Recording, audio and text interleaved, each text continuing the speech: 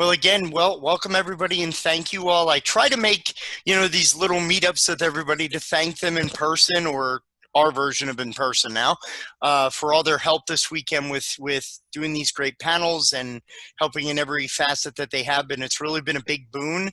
All of our professionals that have joined us, a lot of the attendees are really just amazed at the level of panel content we have this year, and it couldn't have been possible without all of you. So I never fail to show my appreciation and my thankfulness. So thank you all. I of course am, as with every other convention, running off to all other things. So if you're okay, Barack, I will leave everyone in your capable hands. Sure, you got it. All right. Enjoy everything else. So, all right. So my name's Mark Blackburn. I will be moderating this group of 3 people. So why doesn't everyone introduce themselves? Cynthia, if you want to start out and tell us who you are, what you're about, gaming, all that stuff. So, I'm Cynthia Celeste Miller. I have been in the game industry since late 2001. President of Spectrum Games. I've worked on more products than I could possibly list, but not as many as a lot of people in the industry, but a lot. Cartoon Action Hour, Slasher Flick. I mean, it goes on and on. Most recently, Urban Manhunt, which is soon to be turned into a movie. And I live in Parsons, Kansas, and have lived around this area my whole life, more or less. And that's about it for me. Okay. Banana? Hi, I'm Banana. I am the owner and co-founder of a small box board game and RPG publishing company called Game and Curry. I also design, write, develop, do all this stuff for other companies for games. So that's me. And you're everywhere. You're doing Golden Cobra stuff. You've done, you were one of the judges for the Indie Groundbreaker last year, right? So you're sort of like you're the hardest working, one of the hardest working people in the industry, I imagine. So thank you. So we only have 2. We have 3 attendees, I guess now. So just so folks know, if you want to ask us a question, there's a Q&A thing there. You can also chime in on the chat and do stuff. Hi, Graham. How are you? My name's Mark Blackburn. I work with Cynthia with Spectrum stuff, and I've got my own little imprint where I do little quirky zine games, and I usually put out about 4 or 5 of those a year as I'm able. Obviously, this year has sort of screwed things up, but not. So we'll see how that goes. So hello to everyone, and this is the New Ideas in Gaming panel, and we've been given some sort of prompts here, and we can start with them and sort of veer off and do different things, and those who are attending, please feel free to ask us questions. If not, I'm sure the 3 of us can entertain ourselves.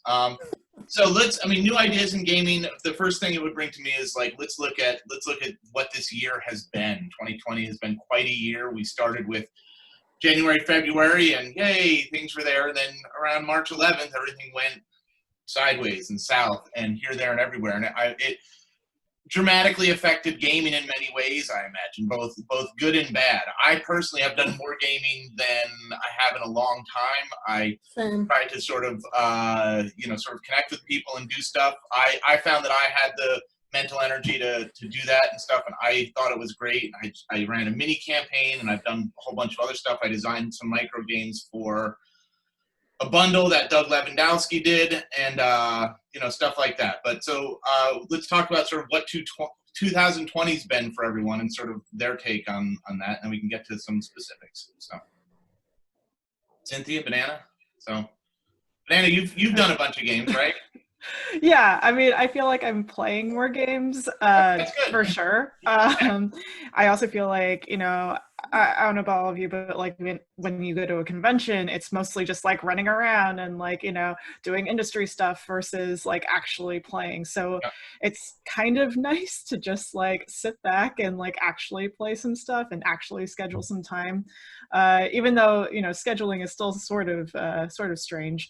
But, I feel like it's happening more. And also I feel like a lot of people are moving into using online platforms for games. So there they're like integrating the platform itself into the game. So like using it as a storytelling mechanic versus using it for a pre-existing system. So like instead of using like an analog system that's already made and playing it online, like people are still doing that, but like a lot of people who are designers, they're thinking about what's a text-based game look like on a phone, what's like a Discord based game look like. So it's really interesting what people are coming up with. Yeah, and I think like a lot of people, I did a panel last night, and sort of a lot of people are embracing the new platform and trying to sort of design for it and make it so it's not like you're not square peg round hole. You're more like, hey, here's this cool thing, and play it online with your friends. And I know like the Switch has released a thing where you can play like classic board games and stuff with friends all over the world, which people, I mean, I don't have a Switch yet, but people told me it's a lot of fun. They're like, oh, I have a friend in Japan, and we get up and play, whatever, we play cards together and stuff like this. And I think stuff like that is really great. But I know there is like board games are doing, they're doing well for people because people are like, hey, we're stuck inside, let's sort of play a board game. So, people are going to stores. And what's awesome is seeing all these like indie sort of board games show up at places like Target, you know what I mean? So you see, like, it's not just like Monopoly and, Boggle, but you've got sort of other things going on there. So, Cynthia, what about yourself? You've been busy with Urban Manhunt. Oh my God. Yeah, I have had not as much time to get product out, but like right now we're in the middle of playtesting the campaign rules for Urban Manhunt, which is, there's a lot of moving parts, more than probably any other miniatures campaign system that I've seen yet. And that's not bragging. It's actually, some people like that, some people don't. It's just a fact. There are a lot of moving parts, and I want to make sure that it's very thoroughly play tested. So that's where a lot of my energy's been. But I have seen an uptick in sales since the pandemic. If we're looking at silver linings of all this, I've seen, I'm going to say roughly a 25% uptick. That's great. A lot of people are staying in, especially in the early part of the pandemic. People are staying in, focusing on family, gathering them together, playing games, or like has been said, playing online. And a lot of our products are pretty easy to play online. They're very story driven and that sort of thing. So yeah, it's been pretty good for us from a financial standpoint. But boy, I miss actually going out and playing and stuff. And unfortunately, I've not been able to do as much personal gaming though, because of anytime I'm playing, I'm having to play test, whether it's Urban Manhunt campaign system or Death Band Kapow. So it's busy. So let's talk about like game mechanics and sort of gameplay and stuff like that. And so Banana, I know you and Doug did that. What would you call it? The game with like the pictures and stuff? It's a solo journaling. I guess journaling like game. Yeah. So you guys did that, and that was over email, and that was really fun, and I really enjoyed that experience. But like, I feel like stuff like that is like pushing games in an interesting, fun direction, and it was timed too. Like it took place from like this date to this date. It wasn't meant to be. I mean, obviously you could save the emails and read them whenever, but it was meant more to be like, hey, it starts at this date and it ends at this date. So you sort of had to play along and make time in your day for it, which I thought was a really neat way to sort of embrace it. And obviously, I think, ideas like that are pushing things forward. And, I know for myself with gameplay, like, I've played some sort of more granular tactical games online with people, but I've also, so they have, like Roll20 and stuff like this where you get all this. But for myself, I just use Zoom and I trust people to roll dice. I don't care. Like, fail or succeed, we're just here to have fun together, and I think that I imagine like the challenges of doing board game stuff is a little bit different than that. And same thing with like Urban Manhunt. It would be, someone should develop a way so we can play Urban Manhunt online on a big board. So let's get that. So I don't know how those challenges are affecting you two with sort of your game designs, and especially Banana, you do a lot of board game stuff. So yeah, I think for me, I think it's like designing around you know, the online systems that we have right now, and trying to figure out ways to make things more interesting and more immersive. Like, you know, online live action online games have been around for a while. It's like a weird acronym, but I love it. And LAUGs have been around. Yeah, I was like, oh, LAOG. Yeah, LAUGs have been around for like maybe like 5 or 6 years, and like, you know, now they're starting to ramp up because people are forced into these situations where, you know, we have to play like indoors. And I think that's cool because people are now starting to like look for indie games and indie designers, and, you know, people Yes. wouldn't necessarily have been, you know, put into a spotlight, and now finally people are just like, oh wow, like there are all these cool games, like Jeff Dearley's longtime listener, last time caller, or, you know, Avon Woodwinder's As We Know It, or all of like Jian Shim's games, which are all like solo journaling, you know, LARP type games. I think that's really cool. And for me personally, like all of the play testing is now happening on, you know, Roll20 or TTS, which is, it's interesting to say the least. It's got its pros and cons. But playtesting is a little trickier now if you're not, you know, trying to integrate that online system into your game already. Yeah, absolutely. So let's talk sort of themes in gaming. So 2020 has been a weird year, and I just want to say, I mean, we've already started. We have people here. You know, I'm a member of the Bodhana group, the board there, and obviously this is their sort of annual convention. And I just, you know, as a group, as an individual, I'm just going to say out front, like, Black Lives Matter, and we support sort Absolutely. you know, that movement, and we are supporting, you know, all those people standing up against systemic oppression. And let's give a big fuck you and thumbs down to white supremacists, because those are absolutely important things. So I'm just going to put that right out there. I know that's a hot take for some people, but it really isn't, nor should it be. But so, like, we talk about themes of games, and we've seen some stuff in 2020. We've seen some stuff in our real lives that sort of, I think, affect you know, sort of how we look at games, how we design for games, sort of the some of the preconceptions of like what D&D is. And there was the whole issue with orcs in D&D, and, you know, how we were approaching them. But I think that these are interesting things, and I think they're very relevant now. And we sort of think, you know, there's a lot of pirate games, there's a lot of zombie games, there's a lot of this and that. And I know you did the Scooby-Doo game, Banana, right? So you sort of took a game and like did this awesome fun swerve with a theme to make it something new and different. So, you know, I think that looking at themes and something like Urban Manhunt, which I know, Cynthia, you've been working on for a while, but now we look at it and we're like, oh boy, like there's some parts of this that ring really, really true, that are really scary. And it's terrifying. You know, like, you know, what we sort of took for granted and what we accepted as for granted, now we're looking at them with a more critical eye about everything. And you look at, you know, Harlem Unbound, that, and what's the show on TV, the Lovecraft Country? Yeah, Lovecraft Country. That's the one. Yeah. So I was like, okay. So you look at stuff like that, that's sort of taking some things and instead of ignoring them or saying, let's try something else, looking at them through a critical lens. And so, you know, what do you two think of like the themes and games and sort of the design and that work being done? And are there awesome new ideas coming out? I mean, I know there are, but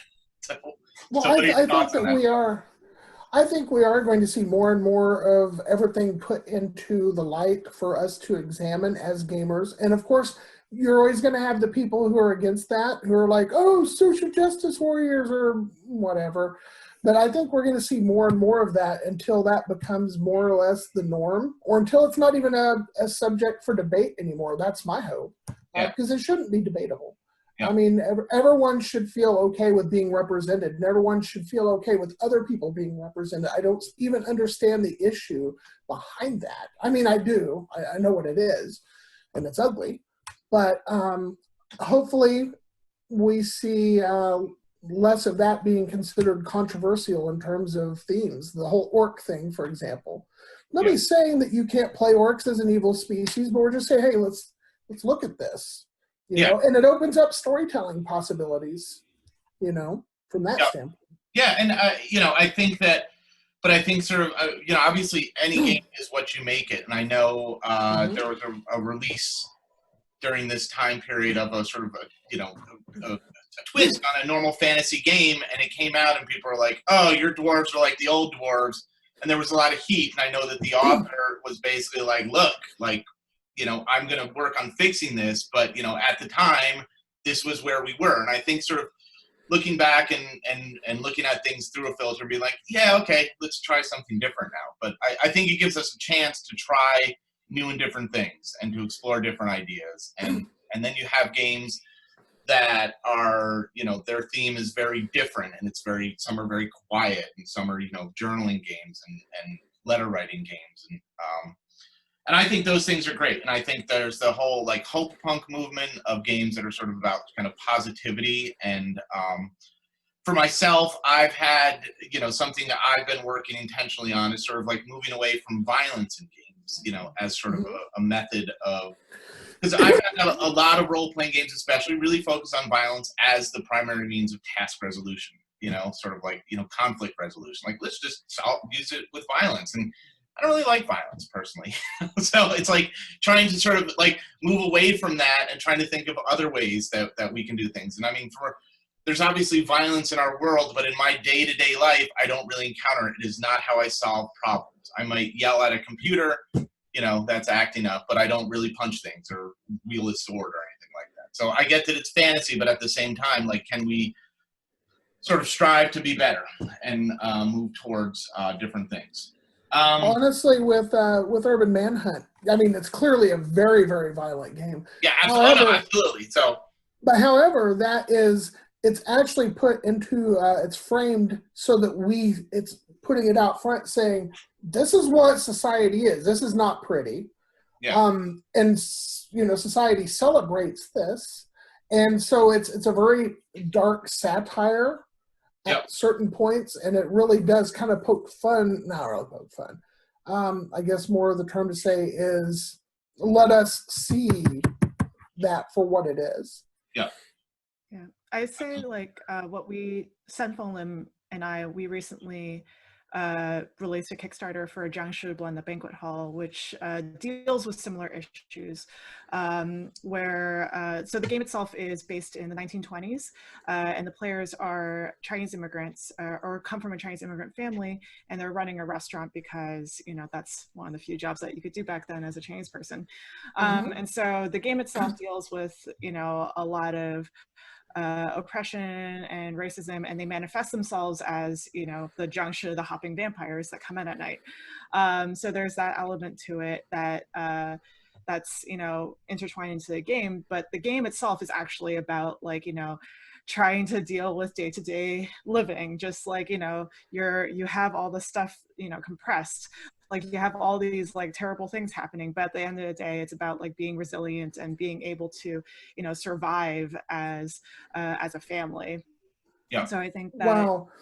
yeah, I guess it's it's interesting seeing that there are all these games that are coming out, ours is not the first one that is been talking about systemic racial issues or anything like that. It's just that right now we're getting so much positive feedback because I think that people are realizing, oh, we need games like this. We need to look at games like this and not just fantasy stuff. Yes, fantasy stuff can be great, and it is fun to look at, but at the same time there are all these other different games out there as well. See, I would agree. We have, I've been working on a game called Downtrodden. It's set in an alternate version of our world in which women have had all their rights taken away. And we go into that, and what I'm afraid of is that people are, and Barak knows about this, and I talked about it at last year's save when I first decided I'm going to go ahead and go through with this. I've been working on it ever since. The idea is, and I'm afraid that people are going to think it's a fetish game, when it's clearly not. It's highlighting the evil of this, and sort of like with your game that you were talking about, the idea is not conflict in terms of we're going to go out and fight. I mean, you can do that, I guess, if the game master wants, but it's how do you survive in this world, where you have no rights as a woman, where you are basically owned. And I think that hopefully my goal is to, like I say, put this under the spotlight and let people see maybe a cautionary tale of sorts in game format. And I don't want it to be, preachy or anything like that, but I want people to explore what it's like to be completely considered nothing by society. And how do you deal with that? Do you just cope as best you can in context of the family framework? Do you rebel, or do you rebel quietly, or do you move, in a more militant fashion? And all that is up in the air, and it's all, open for interpretation. Yeah, I mean, those both. I mean, I know about that, and I know about it's Kickstarter game. I remember I saw that was really cool. I think these are like, what's interesting is seeing these games sort of move up. Do you know what I mean? So it's not just like, oh look, another fantasy game, but this time elves are like this, and sort of instead like looking at all these different lenses and sort of finding a game that's like hyper focused on a specific thing, and whether it's about families in the 20s, or sort of oppressed women in an alternate reality, or if things go horrible in a month in that reality. But it's like, I love that stuff like this is coming out. Like, I love, the stuff I do is just little, Cynthia's seen them, they're just little zines, or like 20, 30 pages, and I try and compact a lot in there, and they all have a point of view, and they all say something and try and do something. And I'm super proud of them, because I don't have to worry about anything else and be like, oh, this is, but more like, hey, this is what I'm doing, sort of similar to zines, and I mail them out to people, and I can produce them quickly and easily. So you don't have to be like, well, I want a game about fighting white supremacists, and it takes 4 years to develop. I can get a game out in 2 months, if I work hard at it. But I love reading stuff like that. Like, those are the games that really interest me a lot when I go to conventions, or I browse through stuff and I look through and I try and find like awesome, interesting games that sort of have a point of view and do a thing. And then you have a place like Itch, which is just chock full of stuff like that, where you can go and you can find thousands of weird little games, because anyone can make a game and put it out there, that's awesome to me. Like, that's what it should be. Like, that's what, publishing should be and games should be. And it doesn't, it even brings up that point, like, some of these aren't really games, are they playable or not, or is it just the experience of reading it? And I think that's great too, because then it can sort of make you view things in a different way. So like, looking forward, so we have 2020, and we have sort of what it's done, and we've all been working remotely, and we've been doing stuff, and obviously playtesting a board game is a lot more difficult when we're remote, but companies, I think, are some of them are going to work on changing things. I have games that have 8,000 pieces, and those are just not viable right now. Do you know what I mean? So a game where you have all little chits and this, and you're like, I want to play this. And you're like, well, I'd have to get together with people, and that's not really happening. So, I think we're going to look at smaller games. We're going to look at games where you can sort of have virtual pieces, but also sort of what the gameplay experience is like.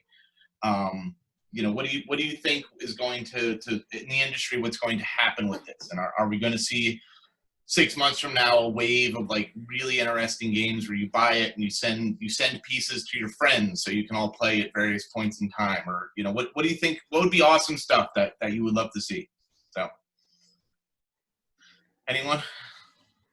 So I think in terms of like, my prediction is yeah. that there's going to be a lot more party games that are being pumped out by companies, because they're, now is like the best time for them to like start working on them and collecting up their inventory on like party games before they start sending them out. And also, like, a lot of people who are living with other people, like maybe 2 or 3 people, they are looking for things to do at home that are short experiences that aren't too long. So I think party games for sure are going up, or on the uptick. And then I think also games like Alice is Missing that are, played around like a Discord, or like, over the phone, like using that online platform to play. I think that's going up as well. Yeah.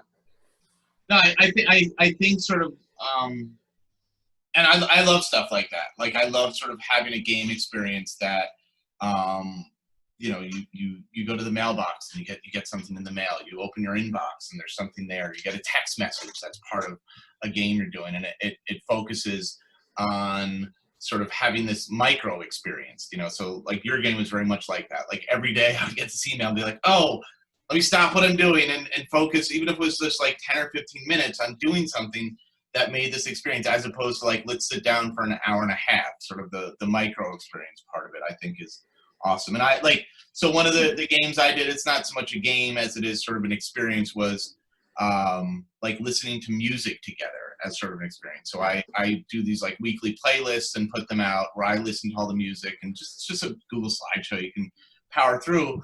But like that's a thing that is sort of a game, because it came from an idea that friends and I had, that we get together 2 or 3 times a year, and we're always looking for like stuff to do. And I'm like, oh, it'd be fun to just like listen to an album. You know what I mean? So just grab a vinyl album and just listen to it, good, bad, whatever, and talk about it. So like that's sort of an experience too that I can share with people. I can do something and then share it with them, and they can have a similar experience and a similar takeaway from it. And I think stuff like that is great. And I hope to see, so I was at Target the other day, and they have their board games for sale, like the deep discount board games, and this for like the Kenny G game, a lot of people saw and stuff, which whoever decided that was going to happen, fine. That's awesome. And I picked up the Top Gun game, which has 2 components. I haven't played it yet. You play volleyball, and then you go fly planes. Like, I was like, how could I not get this? Like, volleyball is part of the game. And I'm like, that's just, so sort of fun stuff like that. I don't know if I'm sure I'll play it once or twice, but I was like, it's worth $7 or $8 or whatever, it's less than a movie, and it's an experience that makes me giggle. And I hope that we see more stuff that, like party games, like stuff you can get together with Zoom and play a game with your friends and have an awesome experience. Also seen a upswing in the solo games, but since the pandemic, honestly, or additions to existing games that make it solo play. See, with Urban Manhunt, we already kind of had it set up for that, and before the pandemic, we already had the solo rules available as a free PDF. But I have seen a lot more people download that. And in fact, over on the Battle Hammer podcast that's on YouTube, that real supportive of Urban Manhunt since the beginning, they've played it solo on there. Yep. And so I think we're going to see a lot more solo stuff, especially if the pandemic continues to dredge on. Yeah. Well, and I think like for instance, if they sold, like if they're so similar, like the thing for the Switch where you can play, like there are board games I have where if they sold a virtual edition that I could put on my phone or whatever and play with my friends, no matter where they were, and be like, hey, I took my turn, similar to like Words with Friends, which is just Scrabble without even the serial numbers filed off. It's Scrabble, there's no difference. But like that, like I know people that have like 10 games of that going, and they'll log in and they'll put their word and their friends will do it. But that kind of experience I think is great too, in a way that we can connect and do stuff together in fun ways.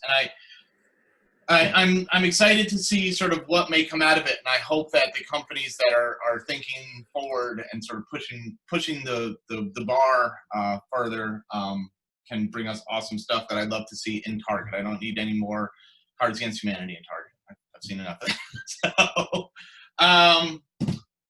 So let's. What do you think our industry needs? So now moving forward, now that we didn't have conventions this past year. Obviously, Save is virtual. Gen Con, the big convention, didn't happen, and that's a chance to do stuff, and obviously a chance for distributors and companies to showcase their wares, but also it's a chance to play games. And as Banana said at a convention, you spend all your time networking, doing stuff, you don't get to play the games. But sort of the idea that like, what's the industry going to do going forward? Obviously, conventions are a big, who knows what's going to happen, going forward. So, what does everyone think about that? Like, are you embracing this? Is the industry going to embrace this? What's it going to look like, with this stuff? Thoughts? Well, I think that a lot of what the industry needs are actually some of the things that we're talking about where it's headed. What with, more meaningful portrayals of different hot topics, and with more social stuff that can be played online. Because, you know, even after the pandemic's over, that stuff's going to still resonate because we spend a lot of our time as a society online. I mean, that's just how the world has moved, like it or not. And so I think that we're going to see, and I think that that's really what the industry needs at this point. Okay. Yeah, I absolutely agree with that. And I think that, like Cynthia was talking about, like, I think that accessibility is sometimes an issue, especially when, so say we go back to conventions, right? Some people still can't afford to go to a convention. And, you know, that sort of, you know, that's not necessarily like, you know, the online format is not necessarily a bad thing. I think that it's great to have this here. And it honestly does like emulate what, you know, what the convention experience is, sort of, more or less. And I think that, you know, one of the problems that we have with gaming in general is accessibility. Like that's not necessarily to say that, you know, it's bad to have like a massive game that's like $150, but at the same time, I think that we should try to develop games and try to make games that are, you know, more affordable and, you know, better for people to, like, you know, get their hands on. Yeah, absolutely. And so one of our attendees said that they feel bad about this, you know, being happy about the transition to online. But I think it's fascinating, and I think it's great in so many ways. A panel like this, we can all be in different places of the country, and we can get together. Yeah. And people can, you know, chime in from wherever they are, and that to me is a plus, as opposed to, you know, you sort of look at, you know, something like Gen Con where you're dragged this way and that way, and you oversleep, and you're, you know, an hour out of town because that's where your hotel is. And this, you're like, oh yeah, I set my reminder and I make sure to wear a shirt and I'm good to go. But I think it's awesome because, like, it's a chance for all of us to sort of do things with people we might never have a chance to do things with. And I think that the people that can embrace that and do stuff like that. I know Jack, the organizer of Save Against Fear, was saying that, you know, so much of this has been, you know, more than he ever could have thought in a positive way for sort of like doing, you know, panels like this and getting interesting people, and, you know, as opposed to, you know, flying someone across the country and all that. And obviously it's so much better for this. And the games that work, you know, if you're using Roll20 is great for some things. If you're using Zoom like myself, that's great also. And it's great because you can play a game and have fun. And because of like what has happened, accessibility has become a better thing for many people. Do you know what I mean? Whether it's like a school issued Chromebook that they get, and, you know, making sure that everyone has, you know, the proper speed, and, you know, video conferencing taking less bandwidth than it used to, because obviously we all went through it, but, you know, sort of like companies had to realize like, oh, this isn't going to work for a normal human being at like their home, you know, to do a Zoom every day. So I think that those are all positive improvements for us, and I look forward to seeing more of them. And I look forward to, you know, having, it's awesome to be at a convention and walk past a table where you see something cool happening, like on the table, or, you know, cool images or whatever, or dice rolling. But there's also something awesome about this, where you can show up and you can play a game with people you've never met before all across the world, and have an awesome time. So I don't, do you, I mean, I can keep, I'm just looking at the list of things here. So let's talk about gameplay. Let's talk about sort of that there is, in many games, there's a tactical element. In board games, you have a tactical element. In role-playing games, many of them have a tactical, even if it's just rolling dice. So I can, you know, take these and, you know, here's the, you know, that's a very frequent sound to most of us who play games. And, you know, so you lose some of that. And there are online dice rollers and stuff like this, but I still think that stuff can be embraced. It's embraced in a different way. So whether it's like saying, you know, hey, draw a picture of this and share it, you hold up a picture and you're like, that's awesome. You know, we lose that in-person thing, but sort of, you know, shifting our attention to ways that we can still have a visceral, tactile experience is something I look forward to seeing what game companies are going to do with that and make that more accessible. And I mean, I'd love to see, like, you buy a board game and it gives you a little download code and you're like, hey, now I can play this game. You know, here's my code. I can share it with 3 or 4 friends. You know, something along those lines. But so thinking of game mechanics, like how has this adjusted the way you're thinking about a game moving forward? So if you were to design a game now, how does sort of our current situation change what you might have thought before about what a game can be, how easy it is to explain a mechanic to a group of people playing online? So thoughts there?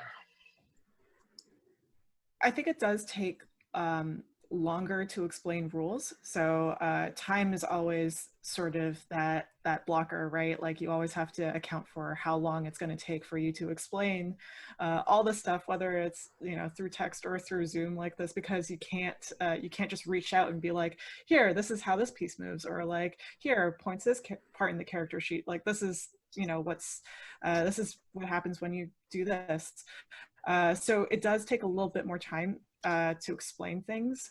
And that's when, for role-playing games especially, like that's when the session 0 becomes so important, because that's like, that's no longer just like a 10-minute or 20-minute thing before the game. It's like a hour-long or 2-hour-long thing before we get into actual gameplay. Yeah. So setting that aside as like a scheduled thing, I think is something that's changed a little bit, and at least from what I've seen in gameplay. Yeah. Well, I think but there's also it kind of changes the style of play, because I think I'm going to give a hot take here that a lot of role-playing games do have a somewhat competitive element to them, GM versus players. You're sort of setting it. And I think for myself, I try to think of it like, as I mentioned earlier, like I don't care what your dice rolls are. You roll dice. If you want to tell me you roll a nat 20 with every roll, I will never say no, you did not. I'll be like, great, that's fine. But designing a game that doesn't break down when that happens. I mean, a plot that doesn't break down if a player rolls natural 20s with every other roll. And so so the games that I tend to run online, I try to have them be as simple as possible, where I can explain the rules in a couple minutes and we can jump right into play and see how the rules work, and then sort of get to the story. So it's not quite a session 0, but also sort of doing something different, because the expectations before of like sitting down at a table at a convention and handing everyone a little sheet of paper that explains the rules and going through them is very different now. Because you can't see where people are struggling or what they're, use different, like you don't know what dice they're rolling. Like, no, use a thing here. And then, so I work at a school, and I did a D&D club last year for the kids at school. We're a K-9 school, so I had mostly like 6th, 7th, and 8th graders playing. And what was fascinating to me was like some of the stuff you take for granted face-to-face, like would get even more difficult online. So like, teaching a kid how to roll a dice, you know what I mean? So they don't fly so kids like pick up dice and they're like, they throw them on the table and they're like across the room, they're falling on the floor. So something like that changes even more when you're sort of doing a thing. And I think that, playing D&D now is very different.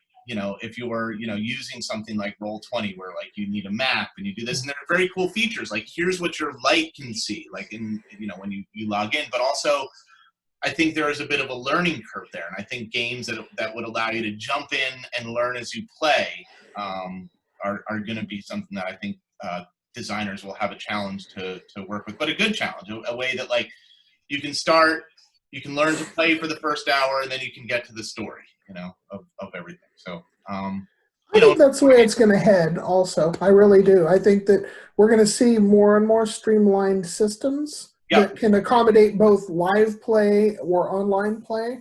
And in fact, I want to see that, honestly. I think that that's going to be good for the industry, good for the gamers, and offer something a little different than what we've had before.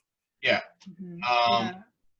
I think I agree with that. And also, like, I think integrating, like, instead of having dice rolls, a lot of the games are switching over to diceless systems, which are, mostly prompt-based. Maybe like they're on cards, or maybe they're on just like a storybook, like an ad libs type thing where you just like fill it out.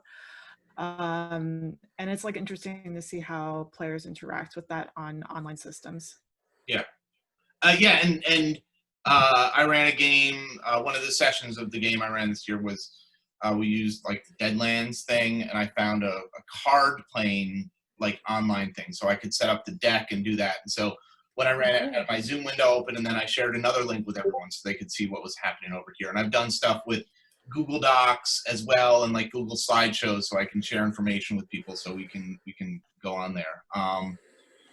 So we had a couple questions here.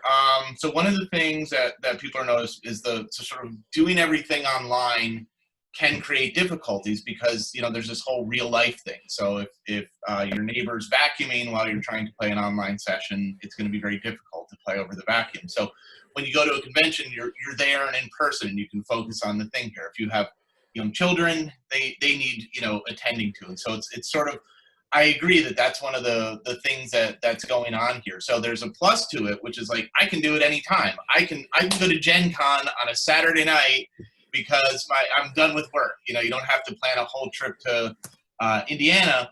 But the flip side is that, like, you know, real life happens too, and real life is happening all around you, and sort of maintaining that concentration, maintaining, you know, people, you know, video conference in different ways. Like they may not have the bandwidth. If you have one of the people I played with this summer, he had 5 people in his house who were all streaming all the time, so he could never use video when we played.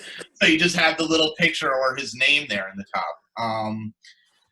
And, you know, I think that's one thing. And then you have someone mentioned, Invisible Sun. Do both of you know about Invisible Sun by Monty Quick Games, that gigantic $300 box of stuff? It was designed for sort of in-person play, sort of very tactile experience, and you know, they realized that they could, you know, figure out how to play it online. So I think that you know, stuff like that is really interesting too, when you can sort of look at something and realize, like, oh, this will work great online, or like, oh, this is going to be super complex. Like playing 3rd edition D&D without something like Roll20 would be very hard online, without, you know, your grid and everything, and being like, well, you're here. And I mean, those, like, there are apps and there are stuff like this that help us out, but there is something different. But I love games where, like, you don't have it. And I like a thing where, you know, I played a game with a friend who was using one of the things, and my computer, my operating system was too advanced to run it, so I had to grab an old laptop to run it. Like, the game's going on, and I'm running around, like, trying to get an old laptop and firing it up and installing it. And there is some hoops, you know, something like Zoom. If you could just use Zoom, there's no hoops. You're just like, hey, here's the thing. And I know there's a dice roller for Zoom that you can get. So if you want to do that too, you can have it. Yeah, someone it's a weird little app you can add onto it. But stuff like that is awesome, where you can sort of, everyone's at your virtual table and you don't need anything else. You don't have to, there's no hoops to sort of explain rules or something. You're like, hey, you're here, I'm here, let's play a game. So I think that is awesome, and I think games like, you know, that create an immersive experience are great. So like a lot of the Powered by the Apocalypse games that allow, you know, that sort of, you create at the table what you're doing is great for sort of online play and connecting with people.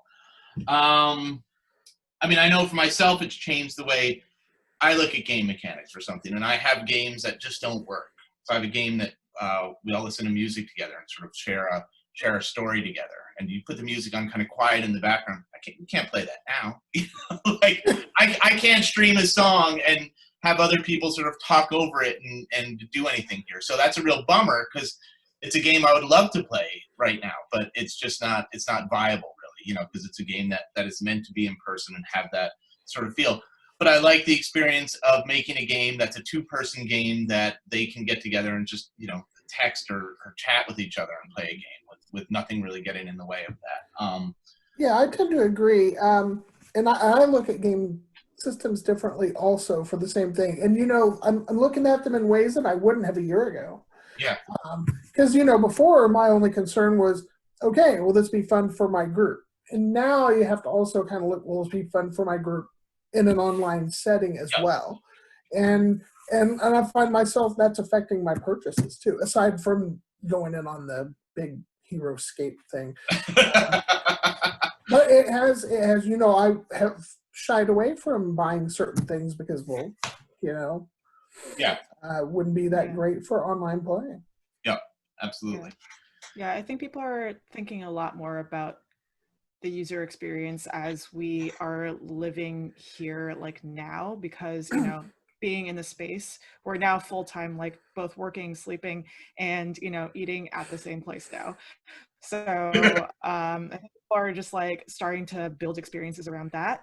Like there's a lot more play by posts that are happening, you know, whether it's through Discord or whatever, you know, forums that people use. People are starting to do email games.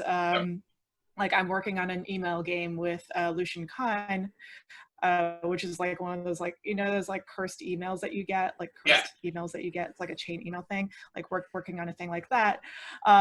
That's just like, you know, it's easy to do. You just like, you know, send some emails, you like, you know, fill in whatever ad libs, and it's easy to do, and it's not going to like distract you, or other things are not going to distract you from playing the game. So I think people are starting to think about that as well.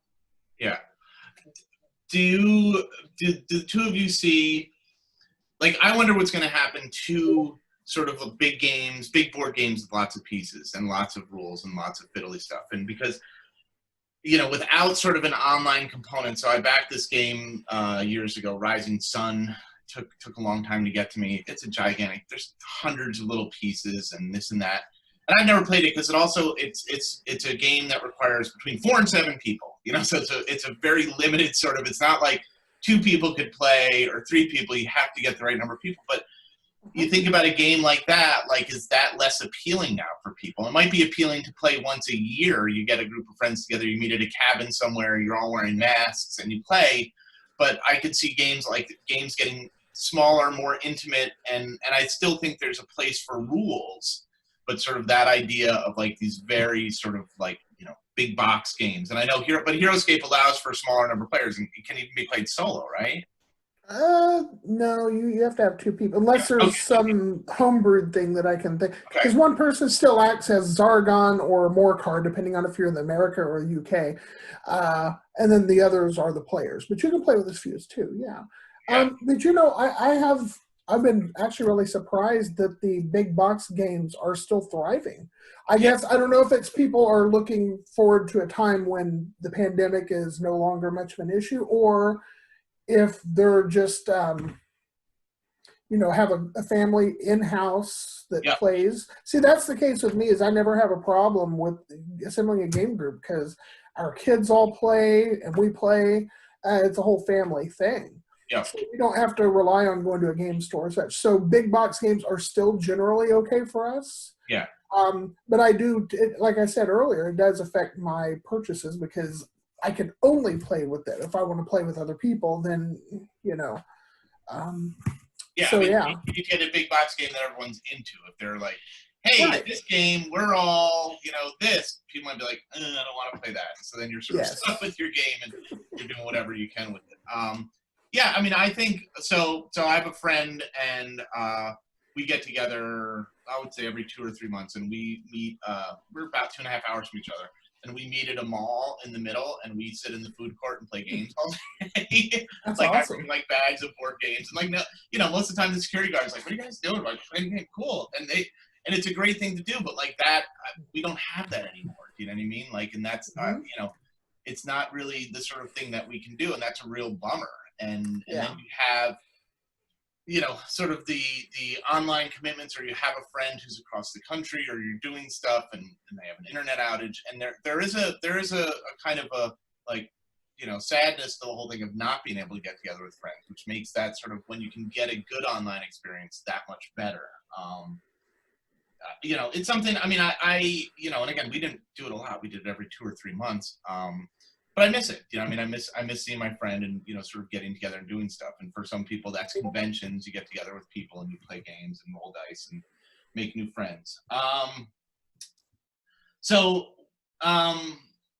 You know, with that said, how are, for the general populace, the populace that buys their board games at Target, like, how are they going to get introduced to some of these games? And I'm not expecting them to have an answers and pull out spreadsheets, but just, I think it's an interesting dilemma, because you have something like Itch, but like Itch is complicated for me. Like, I look for games and I'm like, where do I start? You know, like, there's just so much there. And, you know, but you think about your average person, you think about your 13-year-old kid who wants to play D&D, and how to get them to these other games, or even how to get them to play D&D with friends. And look, if they're, you know, sitting at home remote and driving their parents crazy, like, you know, I don't know if anyone has ideas or stuff like that, or how we can sort of make this happen.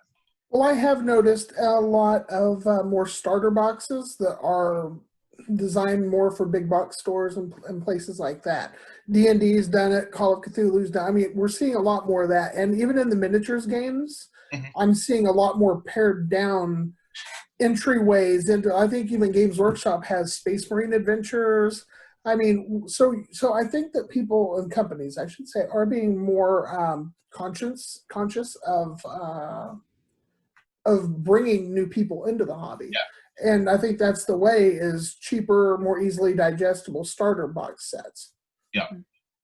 Yeah, absolutely. And I also think that a lot of the people that get introduced to games or have an interest in games, they get started when they see their friends post about it, or they find out about it on social media. So a lot of it is happening maybe on TikTok or Twitter, where they're discovering these different streamers, these different like influencers, these different friends who are like playing these games, and they're like, oh, I want to do this as well. So maybe I could learn from them. Maybe I could watch these people play it online on whatever streamer on Twitch, like maybe Hyper RPG or something like that, and then they get an interest in that, and then they go out and start a game with their friends. So I think that's one of the ways that people are getting introduced to the hobby. Yeah. And the influx in celebrities that are coming out as being active gamers and then putting stuff online, they're becoming influencers, I think. I mean, you're seeing that all across the board. Joe Manganiello, is that how it's pronounced? Yeah. I think so. Okay. He's he's even doing an expansion, one of the stretch goals for the Hero Quest game, a boss encounter. And I think that the celebrity coming out and being more open and vocal about their support of tabletop gaming has really opened a lot of doors for people who might be like on the fence or just not all that sure about what it's about. And I think the more visible it is, a lot of people, I've seen a lot of gatekeeper type mentality. People going, oh, there's just so many. It's becoming like a fad. And I don't see it as that way. I mean, it's not like every single thing in the world is, geared toward tabletop gaming, but you're just seeing that it's more accepted now. The years that I remember, I'm old enough to remember the Satanic Panic, back in the 80s. And it was and I live in the Midwest, which is super conservative. So, I mean, I remember that. In fact, the rebellious nature in me is actually kind of what I was like, well, it's supposed to be evil, huh? Oh, I want in on evil. Right. Like, I mean, totally. Yeah. Because at that point, I was just getting into bands like Possessed and Slayer, and we're talking mid-'80s. And so, oh, this is supposed to be evil? Ooh, this would go along with what I like I mean, clearly it's not evil. But I mean, that was just my thoughts at the time. I was a rebellious kid. What can I say?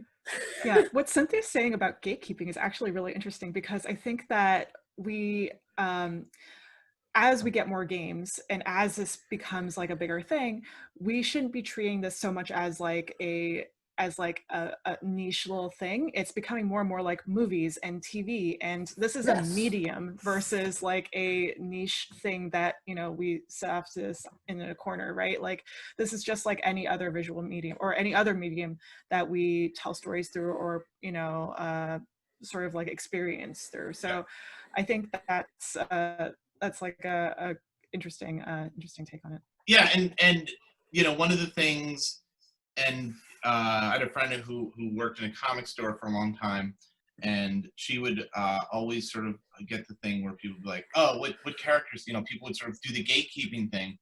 And so it's not even so much that, she could say, well, I like all these characters because I really like comics, I'm a legit fan, but then you move past that and you get to a point that like, it doesn't matter if someone likes a D&D logo on their shirt, or if they want a D20 earring, they don't know how to play D&D. Like it's still, you can be a fan of things. You can wear a Superman shirt and not read Superman comics. Like sort of, so that idea that like, people need to play D&D correctly, or need to play, no, just play, just have fun. Just, pick up a D&D box set and make your own rules, because that's what we did. You know what I mean? Like who followed any of the rules in first edition D&D? No one. You know what I mean? You were making stuff up, and that's all you want to do, and you just want to sort of have fun, and that's where I think it's great. And you know, it's astounding that you see Call of Cthulhu and D&D in Target. You know what I mean? Like that you walk in and you're like, oh, here's a D&D game, like right up front, you know, like sort of, and yeah, the Stranger Things has something to do with it, but it's moved past that.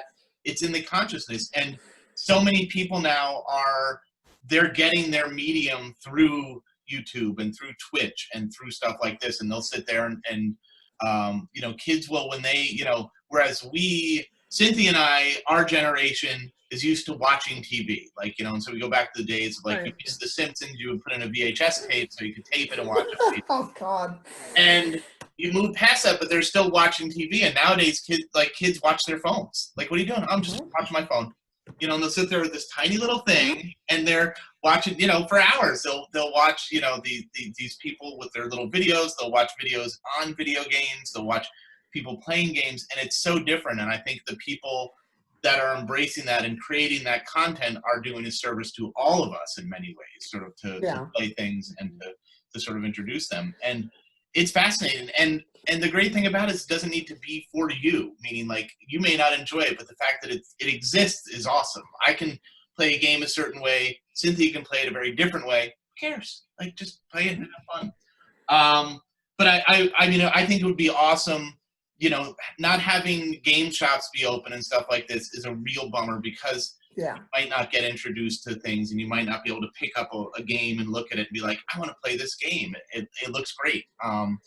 But because of so much medium out there, you can watch a reviewer review a game and be like, I want to get that. And you can go to Itch, go to RPG Now, go to, you know, IPR or whatever, and find a print copy, find a PDF copy, and do what you need to. So I think that's great too. And so let's see here. Yeah, so someone's saying that they remember the Satanic Panic and still having to explain to people. So there are definitely still people who are like, isn't that the game about Satan? And you're like, no, not. You know, and I think games that like embrace different things, because we had, you know, so many games for the longest time. Oh, we're trying to do the same thing in different ways, but now you have games with no rules. You have games that are one-player games. There's one-player board games. The guy from Mad Men, Rich Sommer, do you know him? Oh yeah, absolutely. He plays online board or one-player board games are his jam. So he really, oh yeah, he's a huge gamer. I did not know that. Yep. So you know, get them How there. did I not know that? Mad Men is literally my favorite TV show of all time. How did I not know that? Yeah, he was Harry Crane. He is a huge board game fan. So and a big creep on the show. Yeah, so, you know, Graham is chiming in saying that wearing a D20 earring or a Batman logo and not reading comics. Yeah, I mean, I think all that stuff is awesome, and I think you see Funko Pops out there, and, you know, this is a national brand, but I would love to see, you know, places do stuff. And I know, so we have around here a chain, it's called Newberry Comics, although it's like a record store or music store more than it, but it's a pop culture store, basically. Sure. And they occasionally like roll out role-playing games. So like Kids on Bikes, they have that there. And so like, that's awesome. You know, so you think about, you know, the company that made that, you know, Doug and Jonathan and their game, and you see it, like, you're not just seeing it in bookstores, you're not seeing it in the back of a comic book store, it's right in front. It's sort of in a store where people are going to get the latest whatever thing. It's no longer the dirty little secret, and I love that. Yeah, it's really not. And I think, like, in terms of sort of, it's not really a new idea, but the idea of games that like are accessible pretty quickly, where one person can pick it up and then play with their friends the next day and be like, hey, we can play this game. And Urban Manhunt's awesome because you can just play with all the stuff you have around your house. You're like, okay, this soda cat is my guy. You know? Right. So it's a minis game without minis. You know what I mean? Just set out your kitchen table and do stuff. And I think that's great too. So again, to the people attending, if you want to ask questions, there's a Q&A button or there's the chat button, and you can feel free to ask questions from us. So is anyone working on stuff that they want to talk about, sort of how they're embracing things and like what they have, maybe their next thing or maybe two things down the road, ideas that they're having and germinating in their head about stuff that they're going to do. There are new ideas in gaming. So we bring it back to that panel name. So yeah. I could talk about the game that I'm working on right now with Letterman Games. So we're working on a kids RPG that is sort of like it's sort of like an intro to RPGs basically, and it uses like a storybook so that, you know, if you're a first-time GM, you'll just read through the storybook and, like, you know, it tells you all the prompts, and that way, you know, you don't have to pre-plan too much. You could just like roll some dice, go through like a table. If the thing happens, and you know where you're going to, like to react to certain things that characters are doing. I'm working on that, and I'm also working on a game with Austin Knight, which is initially it was like a dollhouse RPG, but now it's like a TV show, or dollhouse like a physical. Oh, like a physical dollhouse. That's even better. So yeah, that was like our initial idea, and then you know, it's gotten a little harder with the pandemic, so now we're switching gears and turning it into a coloring book RPG. And it's like solo play is available, and also like it plays up to 4 players, so it's easy to run on Roll20, and you just like color in parts of different rooms with whatever tools you have on Roll20. Wow, that's cool. Now for the first game, the role-playing game, is that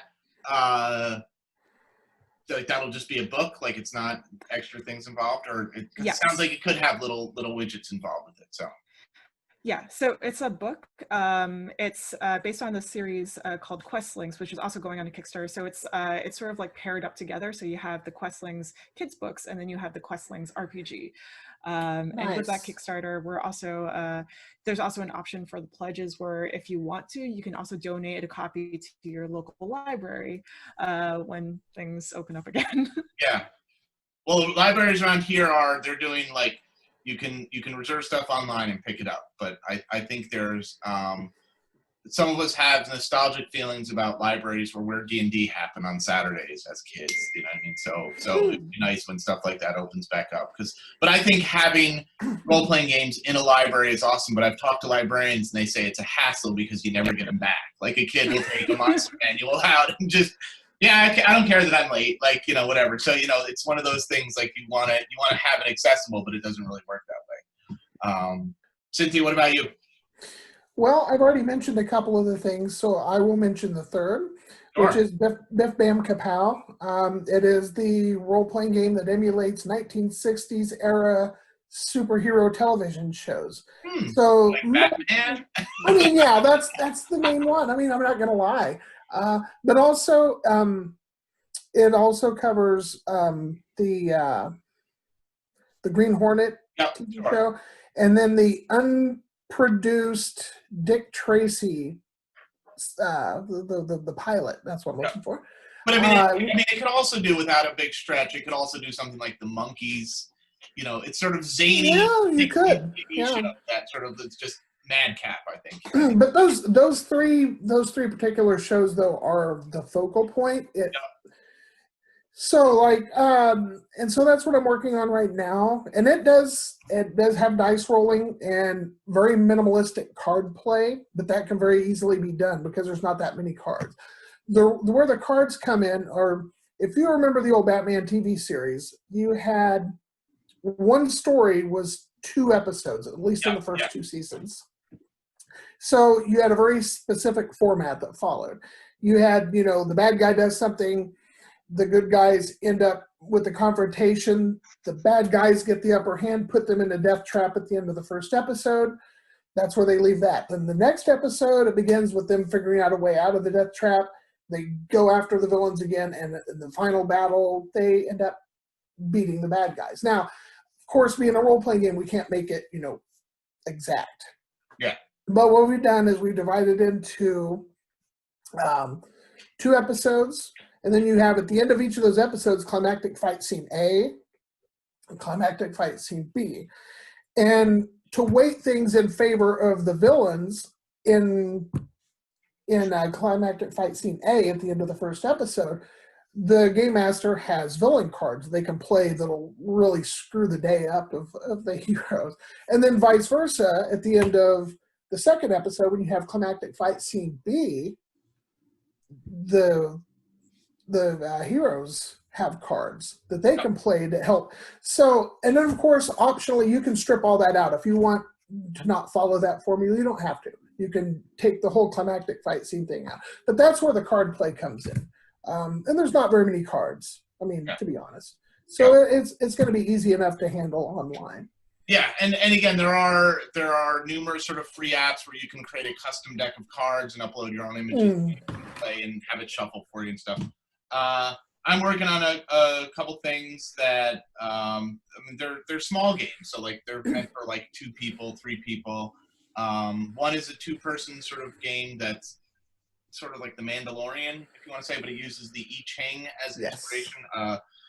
There was a free version of it in the 9th Level Games anthology that came out for Free RPG Day. So I think we're going to release a full version, which won't be much more, but it'll just be a cool little zine you can pick up and buy. So, and it's just 2 people sort of having a discussion, and sort of when you get to the end of a scene or when something dramatic might happen, you roll, and then that gives you some prompts to work with other stuff. So it really is, if one person had a copy, they could just read the prompts and then sort of you kind of tell the story together about what would happen there. So it's meant to be sort of the iconic warrior along with someone they're taking care of. So obviously the Mandalorian, they have the child, aka Baby Yoda, but it's could be the professional, it could be sort of any of that sort of trope of the soldier taking care of the child. And then I have a game, and Cynthia knows about this, and I'm hoping to be able to lock her up for a more deluxe version of the game that is meant to emulate the dark side of the Davy and Goliath cartoons of old, which were those moral preaching clay cartoons, but sort of like the weaker side of that. So, and so I've got art done for that, which you've seen some of. It's very, very God, yes. silly. So that's meant to be, and again, that could be a 2-person game. So that's just meant to be sort of about the choices you make and the choices you may make that you didn't want to make. So sort of, like you really don't want to do that extra shot, but you end up doing it, and something goes terribly wrong when you're at the bar. So, so and these are games. My games tend to be sort of smaller in scope and scale, so they could definitely be played sort of online. And so that's a game that the game mechanics sort of, it's whether or not you make a choice that you want to make or don't. So it's sort of a game. It's not peer pressure, but it's similar to peer pressure, but it's meant to be fun. It's meant to be sort of straight and sort of to have fun things happen along the way. So where are we for time? So we are at 1:37. So I don't know. Yeah, Lone Wolf and Cub Graham. Exactly. That's the jam there. So I don't know if there are any other new ideas that you all want to share or talk about, or things that you would love to see come out, or that you would love to work on. So hit me with whatever you have there. Anything exciting, new? What do you think the big? So we started with themes early on, and we talked about that. And Jack's notes here are like, are we done with zombies yet? And you see, Banana worked on that Scooby-Doo game. So I think we're in a weird place for themes. With the orcs in D&D, we're at sort of a weird place as we approach fantasy and how we look at it. And obviously you're in a weird place with dystopian stuff because we're living in a dystopia. So, you're like, well, how can I write dystopian fiction? It writes itself. Like, oh, and then someone gets really sick, but then they ignore that they're sick. And, so you have this sort of weird thing. So I think there's a real, I love to see the weird new ideas that come out, that are games about like, you're a little animal and you go in the woods and make, make things out of acorns and stuff. And so games like that sort of approach things in a very different way, as opposed to looking at this whole new filter. And I'd love to see sort of that become interesting. Or games about playing volleyball with no shirt on and then flying jet planes. So. Yeah, I like really eccentric games. And the more focused, in my opinion, the better. The first one I saw like that really was My Life with Master in the early 2000s. Yep. And that's when I realized, whoa, we can really focus in on things. Yeah, it's a limited concept. So what? That's not a bad thing. It means that we can really do that concept. My slasher flick game, that's a limited concept. You're playing in a slasher flick with multiple characters that you can get killed off by doing stupid stuff to get points so that your survivor character can possibly win or live through the night or what have you. Limited concept, but that's not a bad thing. And I love seeing stuff like that. And I think we're seeing more and more and more of that as time goes on. Yeah. Very focused games. Yep. And I also think that with focus games, it does there is a little bit more care to it with from the creators end of things, right? So that like they're not only is the game hyper focused, but also the creator is hyper focused on making this world. So you're getting a richer experience when you're playing these games. Like for example, like the most recent Alice is Missing, like that's a super fixed game where you know you're in this one scenario, but because you know there are different prompts, there are like all these different things happening, and it's so immersive because you're literally texting, like you feel like you're in that world. Same goes with like As We Know It by Ava McWender. Like when I first played it, so this game is about this alien invasion that's happening, and you are in a closet or a dark space for the entirety of the game, and you're just texting back and forth. And so I think that, you know, these games, they are hyper focused, but they're also very immersive, and they're also they also really push you into that world. So I think those are it's great to be hyper focused. It is, totally. And I think, you know, one of the things we touched on sort of like lyrical games, which are games meant, are they meant to be played or not? Are they meant to sort of, you know, sort of give you an experience? And I don't know if either of you saw I Love You, Mom. It came out last year.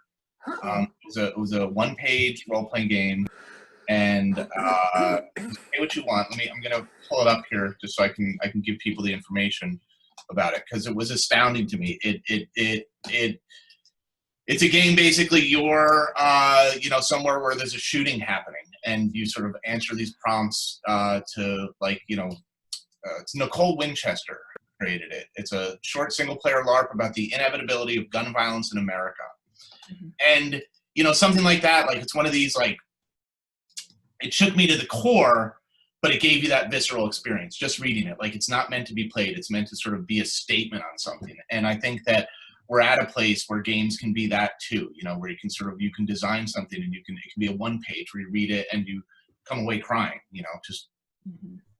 And I think that that's really interesting too, because I think that, as Banana said, gaming is a medium now, and sort of approaching that medium in different ways. And you have, you know, if we look at the medium of film and television, there's people now creating 3-minute movies, you know, and doing like a 3-minute thing where you tell a story in 3 minutes. And you look at a game that can be one page that isn't meant to be played, is meant to be looked at and read and thought about. And I think those are really interesting experiences as well. And I think that we're seeing a lot of good stuff like that come out that can sort of change the way we look at games and change what we think about games and where games are going and where games have been. And I still think there's a place for all these other games. And I think there's something fun about, you know, cranking open, you know, getting together with friends and family and cranking open a new board game. And you have the one friend who will always read the rules while other people are punching out the little chits and, you know, sort of setting up, and, you know, have the, you know, and then there's two types of board game people. There's those who just dump everything back in the box, and there's people who have like their cache of little baggies, and they take out their baggies and they put all the little pieces in and organize them, you know, and that's a very visceral, fun experience too. And part of that experience is being together in person and going through that. And I still think there's a place for those games. And I think that there's a place for, you know, old school games, new school games, and all that stuff. And we have challenges ahead, but there's also opportunities, you know, so it's that classic sort of motivational speaker. Challenge is just an opportunity, and sort of looking at these things as opportunities and creating a game, you know, I mean, you know, an experience, creating something that brings people together is awesome. And, you know, the new ideas in gaming is also all the streaming stuff, and that, you know, kids can watch D&D being played. They can also watch Monster Hearts being played and be like, I want to play that game, and they can pick it up, and you can engage with the creators as well. And most creators will email you back if you email them like, hey, I had a question about this. And they'll be like, oh, here's what that is, you know, and that's awesome too. And it's awesome that games like that creators are recognized, even for board games. You pick up a dumb Top Gun game and it will tell you who made it, you know what I mean? Whereas it used to be like, Hasbro made this game, and they gave no credit to it. You were just some nameless drone at Hasbro. That was, granted, most games used to just be roll and move.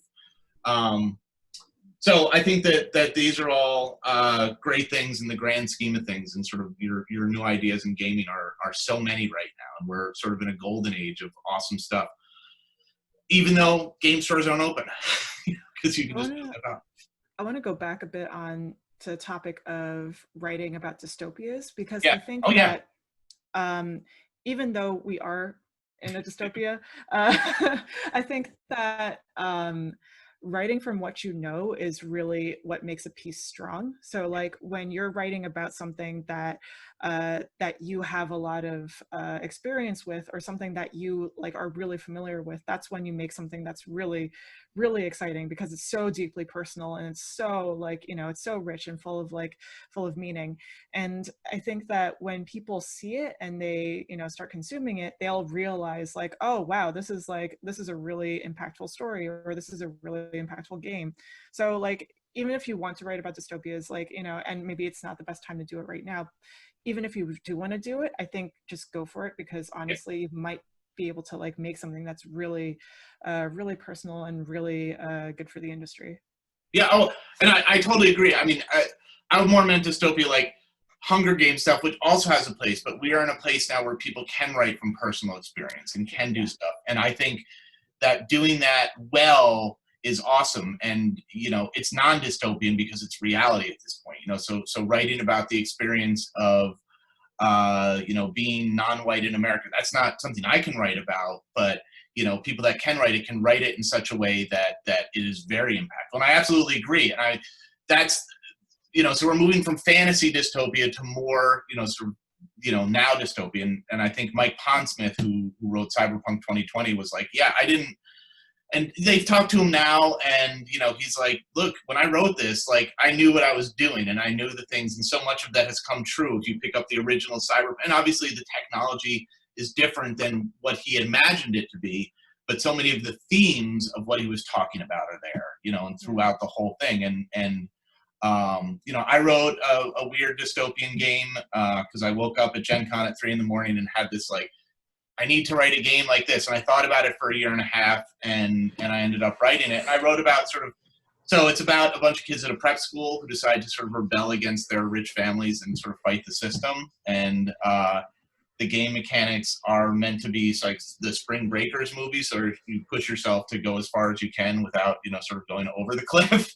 But I can write about that. Like I work at a boarding school, I've been to boarding school, and you know, so that's an experience I have, and so I can write that and sort of approach it. It's super niche. It's like a weird idea, but I worked really hard on it, and I'm proud of it in such a way. And I think that hearing from different voices doing stuff like that, there's something to be said for, you know, going out and fighting evil undead, but there's also something to be said for sort of like looking at life through a different lens and or personal experience. Personal experience, yeah. And I mean, Cynthia's game that she mentioned earlier, like that's a game that I definitely want to see and want to read, and I think that will be amazing in so many ways. And Banana, your game about, you know, sort of the, you know, Chinese families in the 20s, I think is also great. And I love all these things because we're at a place where they can happen and they don't just get brushed away, and they don't be like, that's a stupid idea for a game. You say, no, I don't care. I'm going to make it. And it's awesome that these can be Kickstarted, and some of them get Kickstarted for tons of money, and people are like, I never knew I wanted this game.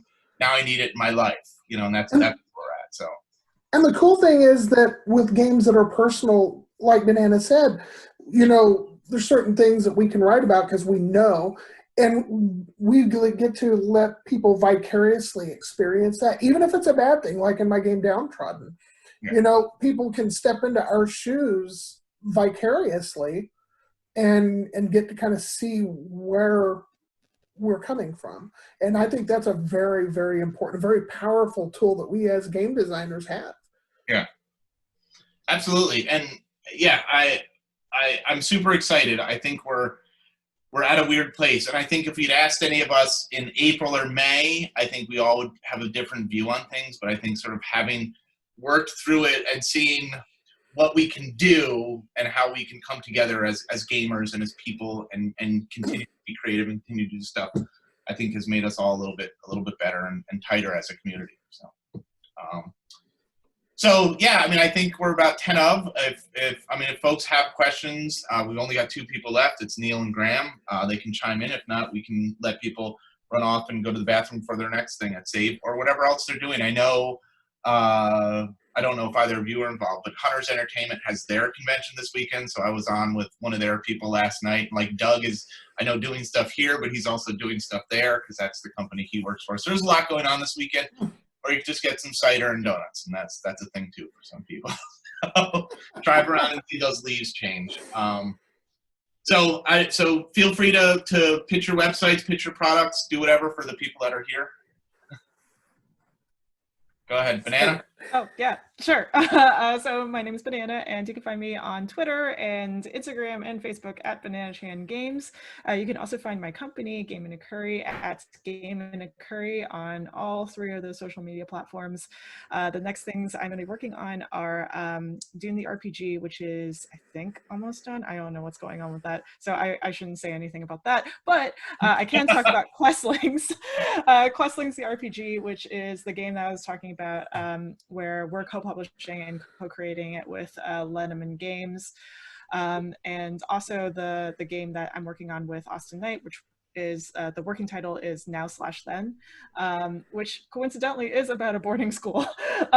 So yeah, maybe we could talk about this later. Absolutely, yeah, let me know. So that's my jam. that's my reality. That's what I can write about. So yeah, me too. Excellent. Cynthia? I'm Cynthia from Spectrum Games, and you can find us on all the social media platforms at Spectrum Games. And right now, like I say, I'm doing a lot of Urban Manhunt stuff and working with the developers of the movie on that, which, by the way, is going to be the same continuity of the game. So this should be the first time that the game and a movie based on the game will actually be, it's not going to be its own separate reality. They're working real hard with us to make sure that the continuity, because we have an ongoing storyline, a meta plot, and it's going to continue into the movie. It's not going to be its own separate thing. Nice. That's awesome. So, and so I've been doing a lot of work with that. Biff Bam Kapow, and of course, working on Downtrodden, which I'm hoping to have out late next year. Cool. So I can tell you about me. You can find my stuff at zine.games. I lined that URL up, and that's where I have my stuff. We do have Graham's asking a couple questions. So he says he's trying to write a game about surviving being bullied. It's meant for use in the school system. I'm trying to make a non-terrible educational game, just walking people through the process of either getting through it and the kinds of things that can happen. And then a follow-up it has a lot of ideas, and is something an RPG or a board game? Is there a process for creating board games, or do we just fly at it and hope? So Graham, what I can say to you is tomorrow, I don't know if I think Cynthia, you're on this panel, but tomorrow there's a panel run being called "You Have a Game Idea, Now What?" And I know that I was supposed to be on it, but I'm covering kids in the boarding community, so I cannot be on it. But Graham, I would definitely suggest going to that. I think that is tomorrow, late morning, early afternoon, if you're interested in stuff.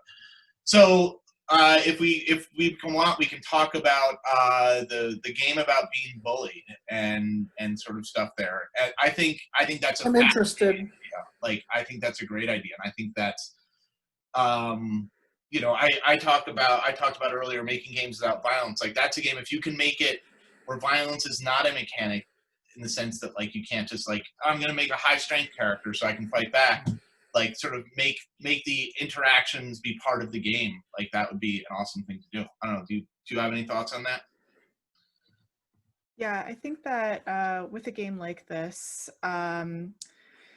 so it depends on the medium, right? Like the RPG sphere, if you're going to take it through RPGs, if you're going to make an RPG about this, I think that it's going to have a lot involved in terms of text. So safety rules, and, making sure that the players or the readers understand that this is probably not going to be for everyone, and it's going to have, like, a lot of stuff to it. Yeah. And for, I think, board games, because it's usually board games are more mechanical, and, like, they're more mechanics focused rather than story focused. There might be some room for you to, there are pros and cons to it. The pros are that you're going to be able to focus more on the mechanics versus the what's actually happening. But if you're dealing with a theme like this, it might be a little heavy. So I think that I'm actually not too sure how to deal with, like, the integrating the mechanics with, like, a theme like this. Yeah. So I'm interested in what other people have to say about it. Yeah. As far as on my end, I'm with Banana. I don't know how in a board game sense that would even look like. I think that is, it'll be interesting to see. And if you can do that, hats off. Seriously, that'd be amazing. As far as a role-playing game, pretty much what she said. You just be careful to let everybody know what they're getting into. It's not like at the beginning of Downtrodden. I have that written out. It's a whole thing saying this is not a feel-good game. This is not, if that's what you're looking for, this isn't it.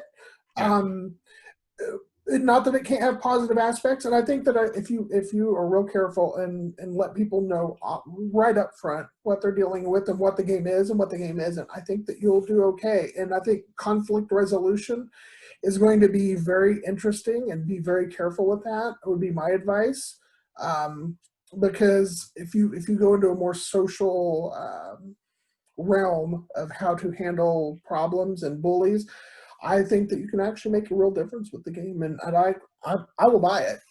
Sight unseen, absolutely. Well, and so it brings me to, I mean, it's not a new idea, but it's something that's coming up now in games more, which is definitely sort of the content warnings and trigger warnings with games. And this is a game where if you know going in what's going to happen and what's going to be part of the game, you can be prepared for it. But you know, so I think that it's not a new idea, but it's an idea that is definitely more prominent than it was, say, a year ago or 2 years ago or 5 years ago or 10 years ago. Sort of the idea of, you know, all the different safety tools used in games, and I think that that's definitely something. I mean, and I know there's actually whole panels on that happening at Save this weekend, but those are important things too. I think the you know, idea about being bullied out of school. So the game the Dave and Goliath game, which I call Clay Magic Adventure Hour, which makes fun of both Cartoon Action Hour in a fun way, because if you were young enough like Cynthia and I, you would get up in the morning, you had to watch Dave and Goliath before the good cartoon came on, and you were just like, I hate this, but you have to watch. So it's doing that, but it's also capitalizing on the fact that Cartoon Action Hour is CAH, Cards Against Humanity is CAH, so I'm bringing it back to give it back to Cynthia. We were CAH first. I know you. Yes. Cartoon Action Hour came before Cards Against Humanity, but so that game could do some of that too, because it's again sort of about some of the bad choices you make, and the whole thing is that there's a whole moralizing part to it, which is meant to be embraced and be fun. So it's about, you know, sort of exploring why someone might be a bully. And I mean, it's not in the game, but it is in the game. So, you know, you have an encounter with a kid who steals your lunch money, and, you know, you learn that, you know, his mom, you know, works nights and can't make him lunch in the morning or whatever, you know. So there's things like that you can do with it as well. So I think it sounds great. And I think definitely check out some of the different panels we have here. You know, because there's good stuff here happening with safety tools and sort of game design ideas and people to chat with you. And I hope the two of you, you know, had fun. Again, I'm Barak, and this is Cynthia and Banana, and you can find us. And I'll say for myself, I will speak for myself. I mean, I know Neil. I've been at conventions with Neil. I would consider Neil a friend. Graham, if you want to, you know, hit me up on Facebook and talk more about anything, feel free. I'm always happy to talk game design with anyone who wants to. Same. Yeah. It's a joy of mine to do stuff. So, so thank you all for coming. Thank you for supporting City here and the Bodana group, which is about therapeutic gaming, which most of you know, and something I care about, and sort of the use of gaming to help people, children and adults, and use in schools and stuff like that. So thank you all so much. So, have a good one. Bye. Bye. Bye.